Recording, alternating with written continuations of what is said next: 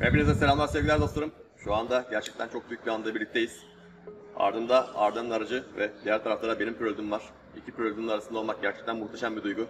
Size bir süre önce verdiğim bir söz vardı biliyorsunuz. Arda'nın aracını getirip üzerinde detailing çalışmaları yapacaktık. İşte şimdi araç burada yanımızda. Arda'ya buradan çok teşekkür ediyorum aracını güvenip bana teslim ettiği için. Arda benim çok eski bir dostumdur. Kendisini yaklaşık 10 yıldır tanırım, belki daha uzun bir süreden beri. Arda'nın arabasını tercih etmemin sebebi dostlar, Arda'nın aracının motoru yaklaşık 20-25 yıldır, yani alındığı zamandan beri üzerinde hiçbir temizlik işlemi yapılmadı motorun. Bu motor üzerinde çeşitli ürünler deneyeceğim. Özellikle Würth'ün bir ürünü var. Motor detaylı temizlik yaptığını iddia eden bir ürün, kuru temizleme yaptığını iddia eden bir ürün. Yıkamaya ihtiyaç yok deniyor. Sprey sayesinde motor temizleniyor. Önce onu test edeceğim. Onun için çok heyecanlıyım dediğim gibi. Ardından arabanın üzerinde pastacılar çalışması yapacağız. Detaylı iç temizlik yapacağız. Bu hafta sonu bizim detailing haftamız olacak Arda'nın aracı üzerinde. Güzel çalışmalar imza atacağız. Hep birlikte bunun neticesini birlikte görelim. Yalnız dostlar sizden bir ricam var. Lütfen kanalıma abone olur, videoları izler ve paylaşırsanız çok memnun olurum. Dediğim gibi videolar izlendikçe, izlenme oranı arttıkça benim çalışma şevkim daha da artacaktır. Kanalımızı birlikte büyütelim, daha iyi yerlere getirelim. Gerçekten çünkü bu kanal için emek verdiğime inanıyorum. Örneğin şu an hava gerçekten İzmir'de çok sıcak. Yaklaşık 40 derecede bir sıcaklık var. Ve bu sıcakta ben açık alanda çalışmaktayım. Kanal gelişsin, beraberce bir şeyler yapalım, beraberce uygulamalarımızı görelim diye. Bu yüzden sizlerden ricam lütfen kanalımıza destek olalım, paylaşalım. Elden geldiği kadar kanalımızı büyütelim. Görüşmek dileğiyle dostlar. Evet dostlar, işte ilk çalışma alanımız. Bu aracı tercih etmemin sebeplerinden birisi de aracın yaklaşık 20 yıldır motor kompartmanının hiçbir şekilde temizlenmemiş olması, hala ilk günkü yağı, kiri, tozu üzerinde barındırmış olması. Gerçekten inanılmaz zorlu kirler var üzerinde. Yağ birikintileri, tozlar, partiküller, ne ararsanız üzerine birikmiş durumda. Şimdi güzel bir şekilde bu motorumuzu temizlemeyi deneyeceğiz. Bunu yaparken de arkadaşlar tercih ettiğim ürünü size göstereyim. Würth'ün motor temizleyici spreyi var. Şu şekilde size göstereyim. Bu ürünün internette, YouTube üzerinde olsun, diğer paylaşım platformlarında olsun çeşitli videolarını izledim dostlar. Genelde yeni jenerasyon kapalı motorlarda kullanılmış. Yani motor bloğu, kompartmanı kapalı, etraftaki birkaç klima ortamı, birkaç adet hava filtresi vesaire onlar dışarıda. Ama bu şekilde gerçekten zorlu bir kire maruz kalmış motorlarda uygulama hiç görmedim. Bakalım gerçekten yağlan, kirlen, tozdan kirlenmiş gerçek bir motoru temizleyebiliyor mu? Yoksa sadece yeni jenerasyon kapalı tip motorlarda üstteki plastik parçaları temizleyip parlatıyor. Daha sonra da fazla bir işe yaramıyor mu? Bunu hep beraber şimdi bu kirlenmiş motorumuzda göreceğiz. Würth temizleme spreyi gerçekten işe yarıyor mu? Yoksa dediğim gibi sadece yeni jenerasyondaki motorları parlatıyor mu? Bunu hep birlikte göreceğiz. İnşallah umarım güzel bir netice alırız. Hep beraber bunu gözlemleyelim. Görüşmek dileğiyle. Evet dostlar, işte çalışma yapacağımız alan burası. Gördüğünüz gibi son derece kirli, son derece pis bir yüzey. İşte motor kirli budur. Deneyeceğimiz ürünün, yani Würth motor temizleme spreyinin internet üzerinde izlediğim videolarda sadece kapalı tip motorlara yukarıdan püskürtme şeklinde bir temizlik yapmışlar ama zaten o motorun her tarafı kapalı. Yani neyini temizliyorsunuz? İşte asıl kirli motor burada. Bakalım Prelude'lerimizin motorları üzerinde gerçekten etkili bir temizleme yapıyor mu? Yoksa bir fiyasko mu? Würth'ün temizleme spreyi esas sınavından şimdi geçecek dostlar. Bakalım bu sınavı geçebilecek mi? Yoksa klasik tip basınçlı su yıkama yöntemini mi uygulayacağız? Hep birlikte bunu birazdan göreceğiz. Şimdi kameramızı yerleştirelim ve testimize geçelim.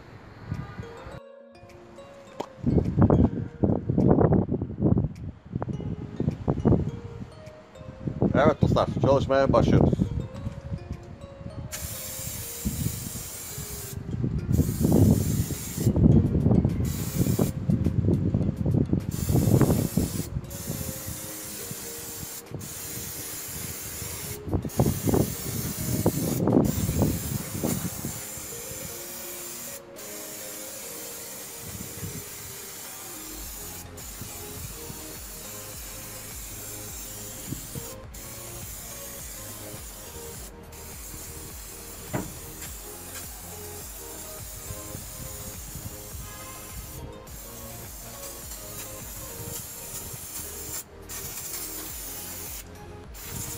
Balata sprey tarzında bir sprey dostlar.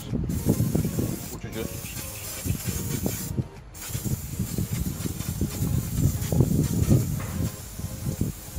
İyi kurusu ne güzel hatta.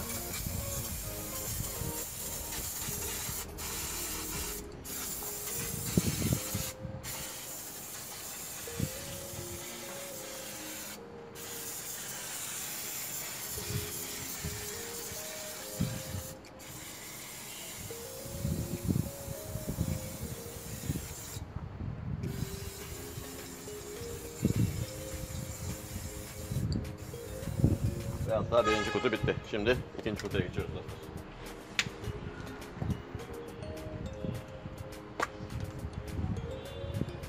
Bakın yoğun kir olan bölgelere sıkıyorum. Kirleri yerinden sökmüyor. Ama tabi bezden silmek gerekecek.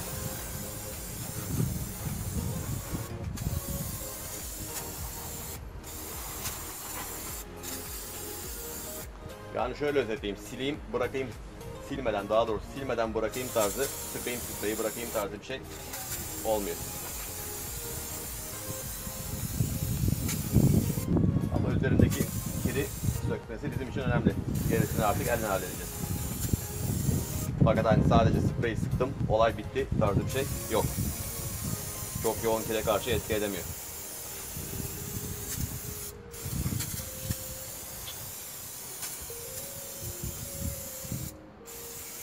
Mesela bakın aynı yere sıkıyorum, çıkarmıyor.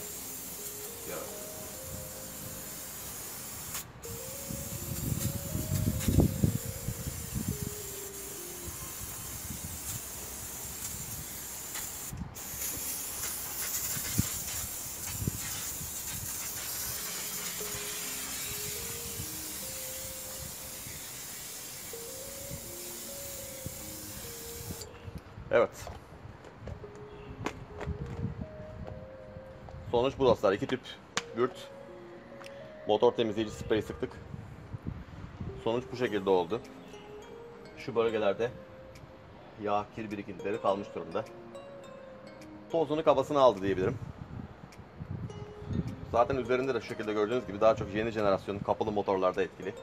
Bu kadar kirli bir motora gene bu kadar etki fena değil. Gerisini Ozan Kırşallıoğlu yöntemiyle yapacağız. Yani ıslak mendille motora dalmaca yöntemi. Yapacak bir şey yok. Şimdi aldım bir paket ıslak mendilimizi. Detaylı şekilde silerim. Yoğun bir çalışma bizi bekliyor. Herhalde bir 3 saat civarı alacak. Akşama doğru motor biter tahminim.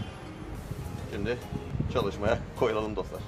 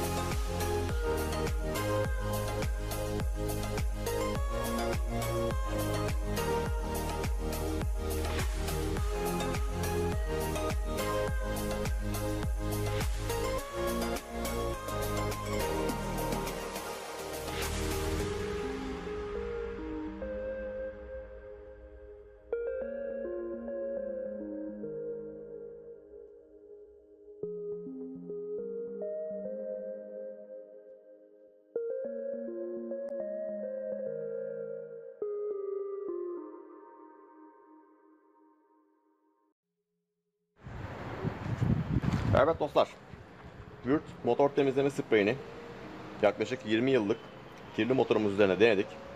Sonuç nasıl derseniz sizlere yarı yarıya derim. Yani şöyle, plastik yüzeyler üzerinde etkisi fena değil. İlk başta sıktığınız zaman ardından durulama yani kurulama işlemini yaptığınızda kirleri çıkarmakta başarılı. Plastik yüzeyden kirleri çıkarabiliyor. Fakat metal yüzeye işlemiş yağda kirde fazla etkili değil. Blok üzerindeki kir lekelerinden bunu anlayabilirsiniz. Bakın şuralarda birçok noktada var. Aynı şekilde radyatör hortumundaki üzerindeki lekelerde de çok başarılı olamadı. Fakat akü gibi, özellikle akü tutacağı gibi, artı kutubu gibi ya da hava filtre kutusu, sonra sigorta kutusu gibi birçok bölgede plastik yüzeylerde etkili. Senin tarzın bir ürün mü, kullanır mısın derseniz, çok fazla kirlenmemiş motorlarda evet kullanılabilir. Ama bunun tarzında aşırı kirlenmiş motorlarda bu ürün evet kiri yumuşatır ama ardından sizin bir müdahalede bulunmanız, sizin ekstra bir şekilde uğraşıp temizlemeniz gerekiyor. Yani sprey sıkayım, ardından sadece bir şöyle olarak yüzeysel olarak sileyim, yarım saatte işi bitireyim gideyim tarzında maalesef değil. Benim bu ürünle ilgili söyleyebileceklerim şu anda bu kadar. Bu videoyu burada sonlandırıp diğer detay motor temizlik videoma geçeceğim. Evet, fena bir ürün değil. Kullanılabilecek bir ürün. Bu arada rüzgar için özür dilerim. Bugün gerçekten anlamadığım bir şekilde hava rüzgarlı. Bazen mikrofon sesi yapıyor, gürültü sesi yapıyor. Evet, Gürt motor spreyi testimizin sonuna geldik dostlar. Özellikle Arda'nın arabasının üzerinde denemek istemiştim. Çünkü gerçekten kirli bir motor üzerindeki etkisini merak ediyordum. YouTube'daki videolar genelde kapalı sistem motorlarda uygulanmış, kapalı sistem plastik motorlarda uygulanmış 1-2 yıllık motorların testinde ibaretti. Ama biz bu şekilde çok kirli, yaklaşık 20-25 yıllık kirli bir motor üzerinde ilk defa deneniyor sanırım. Bu videoda bir ilk olacaktır. Hepinize çok teşekkür ederim videomu izlediğiniz için. Videoyu paylaşır, kanala abone olur ve diğer arkadaşlarınıza da kanaldan söz ederseniz gerçekten çok sevinirim. Çünkü bu kanal için gerçekten çok emek veriyorum dostlar ve gelişmesini de çok istiyorum. Hep birlikte kanalımızı geliştirelim. Görüşmek üzere arkadaşlar. Kendinize iyi bakın. Hoşça kalın.